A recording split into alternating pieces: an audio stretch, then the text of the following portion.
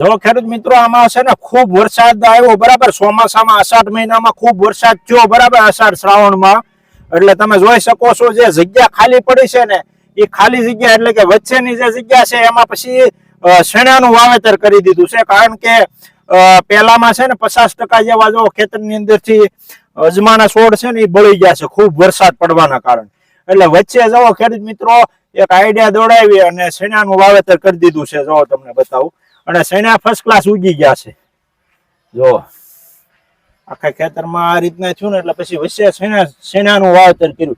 એમાંય કોઈ ખાતર નહીં, કોઈ દવા નહીં, કોઈ વસ્તુની જરૂરિયાત ન પડે. તમને બતાવું, જો દવા ખાતરની કોઈ જાતની જરૂર નહીં પડે. વચ્ચે જો કેમ કે અહીંયા વચ્ચે વચ્ચે હતા ને છોડ જો બળી ગયેલા, બતાવું તમને, એ બળી ગયા બરાબર.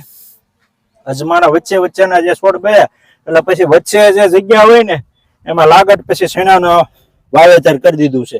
તમે જોઈ શકો છો શેણા વાવવા પડ્યા છે કારણ કે ખૂબ વરસાદ પડ્યો, જેના કારણે છે ને અમુક 50% જેવા અજમા છે ને બળી ગયા. પાણી ફૂલ આવે ને ખેડૂત મિત્રો એમાં પછી રે, અને જ્યાં અજમા હશે ને સારા અજમા ત્યાં પાછા શેણા નહીં થાય બરાબર, અને જ્યાં અજમા નથી ત્યાં શેણા થાય. તમે જોઈ શકો છો જો આ રીતે પછી ડટાઈ જાય, સમજાણું.